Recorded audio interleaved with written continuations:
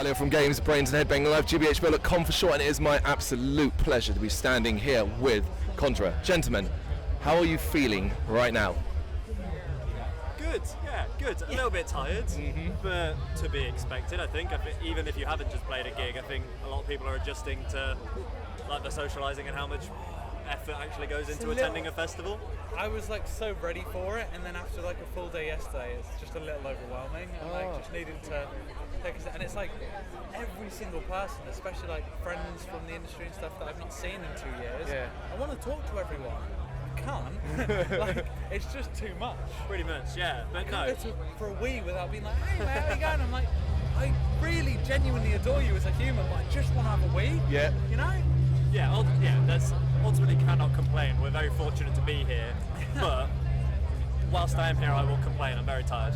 Yeah, well, that's literally the way. Just like it's been sunny all weekend up to today, then we got some rain, and we're British, so we're going to complain. Yeah. It was during our set as well. I was furious. Actually, I didn't mind it, because you know sometimes at theme parks when it's really warm, they have like the mist things. Yeah. It felt a little bit like that. I was like, my pedals are getting wet. No, I appreciated it. Oh, that's awesome. Just a little bit. Yeah, just a touch.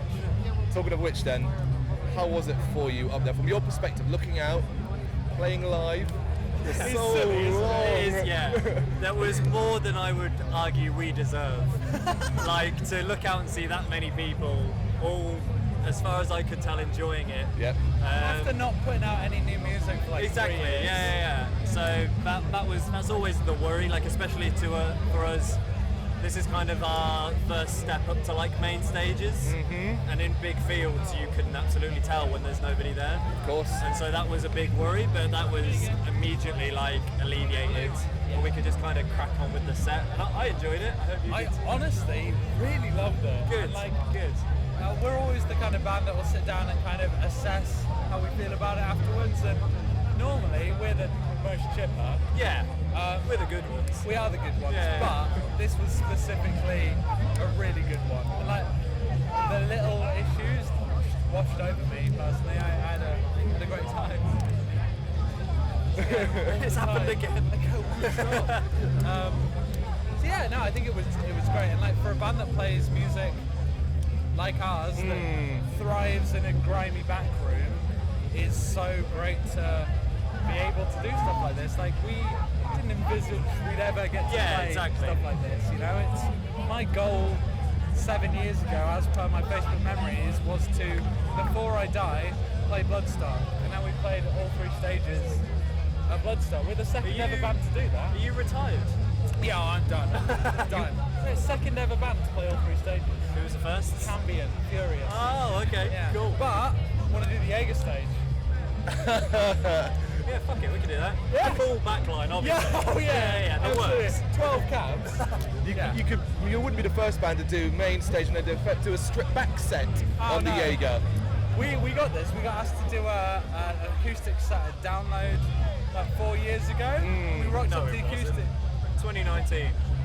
2 years ago. 2019. 4 years ago. 4 years. 2019. As you're watching this in the future. 4 years ago in 2019. Yeah, 4 years to the day. to this very Very day, day. in this very field at Download Festival, we played an acoustic set, but we just rocked up with all the gear and we're like, we'll do this tiny little tent, but like, we're doing a Conjurer show, and they were like, sure, and all the people, it was like a Zippo thing, and they were like, the people didn't know who they were going to see. Yeah. Like, Anthrax did one, and like all the other bands, and like, we're like on chairs doing acoustic songs, and people walked in. We started with blast beats, and like 5 people walked out immediately, straight out. I was like, yes, that is what I aspired to do. Yeah. If you're going to do it properly. 100%. It has been an incredible few years for you guys. Now obviously 18 months has kind of slowed things down, as it were, as much as possible. But have you had the opportunity in the last couple of years really to stop and take in your meteoric rise? It's such a weird one because like I definitely, before I start playing in bands, I was like, oh, you get to play the main stage of Bloodstock, you're that guy, you're up there, you're the rock star, but like nothing has changed functionally day to day from when I was 15 playing in a crap metalcore band to like now. Yeah. It's just, you get to be that guy for like 40 exact minutes, and then you go Not a second. not a second longer, and then like kind of go back to normality and nothing. Like again, for me personally, nothing changes outside of that, and it's really easy to stay grounded and go, okay, what do we do next? Like, how do we improve? How do we work up the band? And how do we get to keep doing cool stuff like this? This is fascinating from a personal perspective. Way back when Maya was released, all those 4 years ago, decade ago, however long it was, it feels like 4 now. years ago to the day. To the exact day. Download festival. Yeah. You know, I watched you guys play the Blackheart in London to maybe 20, I do remember 30 that people, show. I think it was. It was quite a small show. And then you're main staging here. And Yeah. everybody's talking about Conjurer and asking the obvious question, which is, hey, when's the new music coming, guys? Yeah. It's. I've got this one down to a T. I was going to say, I don't know how you've been answering this. My answer has You been, go. the album is done. Yep. We have it fully mixed, mastered. We just have no idea when it's coming out. Essentially because of everything else. Like the main thing holding up the world is this whole vinyl delay that's happening. Oh, And Nuclear Blast, who we're obviously super fortunate to be working with, can't put a date on anything until we have more idea about that, and also some of the other stuff like final artwork, music videos. So the music itself we've done, we're super proud. This is what I've been saying. You might disagree. We're super proud of it. Yeah. Okay. Some of us are super proud of it, and like we want everyone to hear it. Now we're just in like, normally this is the horrible bit anyway, like say it's 4 months away, it's like the worst 4 months of your life, wait for the album to come out. We have that 4 months, except it's indefinite because we have no, it's not even like we know a release date, we're just not saying. Of course. Yeah. We have no idea. Yeah. So- and like the thing that like, and I hate it when bands are like that, but like realistically, we met with our team at the label today. They were like super here for it, really like on board. They are waiting on a few things. Once that's in, we'll sit down with them again, put out a plan, and then the second we can get music out, job Yeah. done. Like we're not gonna hold it back for optics or like getting the right release date. Like people have waited so long and like stuck with us for so long. Yeah. I'm sure by the time it come out, it will have been 4 years. To the day. To the day. at download. And oh yeah, Download, yeah. you get it. Download in Derby. Yeah. Did you feel any pressure though, considering the absolute buzz that came from Maya? Pretty much everyone, whether it was media or fan, loved it and loved it. Did you feel any pressure then coming into writing and working on the second album, or was it still very much a relaxed? It's still very much a relaxed, a very relaxed Conjurer quite experience. Yeah, that was aggressive. She wasn't very. A little bit worried. Can someone have a word? Do you want to swap sides? Not really. I feel like I'm shielding you. Thank you, I appreciate it. Right, hoods up after You this. had a question in there. Yeah, there was somewhere. somewhere in there. It was basically considering the buzz around Maya. No, Did you? I know the question. Go on. No, I was listening. I was listening and I'd heard that as well, yeah. This is actually something that I think is really interesting because bands always talk about like the pressure of the second album. Yeah. Once you've had that success and like you have your entire life to write your first record, you then have from the first record to the second record to write the second one. So we That's how that typically works. yeah, absolutely. But it's like Maya took us 6 years realistically. Yeah, fair enough. Us, the proverbial ones. Yeah. I've contributed.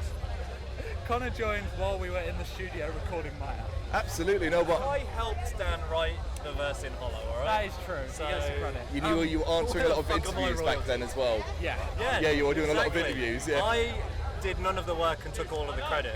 And I will continue to do that Furious. for as long as I may live. But yeah, for us, the only people that we have any obligation to are ourselves. Yep. If the four of us are happy with it and willing to put our names to it and like potentially have to play it in 10 years time and not hate it, then great. And then like the people that have invested time and money and effort in us, like obviously everyone that got up at 11 a.m. to come see us today, like despite the fact that we've not put any new music out, we've not done a lot of touring. I mean, no one's done a lot of touring in the last couple of years, but you know what I mean? We're on our first album, we played Bloodstock 3 times. Like we have no right for people to have so much goodwill towards us. And so for me, I know that the album justifies that. I think the album is the best material we've done. I think it's very different, so it's not something that I ever really compare to Maya. It just feels like a band that, for me, it's like 6 years later, this is where we're at. Yeah. After the benefit of doing this for 6 years. It's interesting to hear our slightly different views on this. Yeah? Yeah, especially on the pressure point. What you just said is absolutely right for the band. I think I'm the only one that feels a little bit of pressure, but I don't know how much of that is because I wasn't on Maya. Like, I got to enjoy that as a fan. Yeah. Whereas this is like my first time kind of putting my baby out there. And so I don't want it to be that Maya is like so lauded and everyone loves it so much, and then here's me going sick and here's what I can do, and everyone goes 5 out of 10. Yeah. Like, It was fine. I would feel like definitely responsible, and like so that I think Sounds like your problem. ultimately you're right. I think as long as the 4 of us love it, which we do and we're proud of it, we'll put it out. And if everybody else likes it, great. I just wish a little bit more than maybe the rest of you do, that people are hopefully going to like it. At the end of the day, like, I am absolutely at 15 years old. It's like, if you don't know Slipknot, you're an idiot. And I've now got to the point where I'm not trying to force my taste on people. I love this record. I think it's great. I get the benefit of saying that, having written a very small amount of it compared to some of the other guys. So like, I definitely get the most fan experience of anyone, and like, I love it, and it makes me excited to play music. So like, hopefully other people feel like that, and if they don't, Yeah, it is what it is. Yeah, it is what it is. Exactly that. It's okay to be wrong. yeah, and that is the message. It is okay to be wrong. As a fan, I'm just standing here going, you guys, man, it's going to be perfect. We all know it's going to be. Anyone who's a Conjurer fan. Interesting that you think it's that different to Maya as well. Anyone I've spoken to about it, interviews or otherwise, I've always kind of said it's essentially like, someone I was talking to earlier put it nicely, like it's an evolution of Maya. I think all the bits we touched on Maya have just been pushed a little bit further. So it's definitely not Maya 2, but I don't feel like it's such a step away, whereas you feel it's probably a bit more different than maybe I'm letting on. I think really Maybe I'm just like from the mindset, like most of what we were listening to during the Maya sessions, 6 years, was like the Black Dahlia Murder, Conjurer, and just getting into Yob, and just getting into Bullbearer, and just like expanding into extreme metal. And like 6 years later, we are down the rabbit hole, listening to Imperial Triumphant and going, yeah, this is amazing. So like, it's the approach from what gets me excited about music has vastly shifted. And like, I still get all that stuff. I still love the stuff I love then, but my horizons have been expanded, and I think we're now writing music for people that probably have started that journey of expanding their horizons as well. And Maya, I think, makes a lot more sense to a Lamb of God fan than the new record we've got. Yeah, it's definitely one thing you've always said is it is definitely less immediate. Yeah, so it might take a couple of listens in comparison to Maya. But I think you get a lot more out of it longer term. Yeah, like, exactly. And I don't think it's jarring. If you like Maya and then you listen to this, you're not going to go, hang on a Who's minute. this? Yeah. It sounds like us. And nobody would want you to be standing still either. Listeners, nobody wants Maya Part 2. Exactly. Literally the worst thing that any band can do is just to put out a crappier version of the thing they nailed last time. Like, it's just, we've always said, like, we would rather just stop doing it if we can't write anything good than just put out a crap album and ride the wave. You know? Yeah. There are many bands that can kind of just get away with doing the same thing over and over again. Slayer maybe and likes of that. But that's about it. If you invent it, then you kind of get a free pass. Excellent. Right, guys, last one then. Are you staying for the weekend? The rest of the weekend, you here? I did yesterday and I'm doing the rest of today. Uh-huh. I've got a really nasty foot infection. Okay. So, Is that still a thing? oh, real I hadn't bad. asked about that. Okay. So painful on stage. Really? It was awful. Wow, you heard it here first. Yeah. Jeez. I heard it here first. You really should pay more attention. I'm sorry, mate. Should've So stood that's on been it. rough. Yep. That hurt to hear. Oh, I'm sorry. And I'm not going to hack all of tonight. Fair dues. But I'm sure Connor's going to stick it out until first thing Monday morning.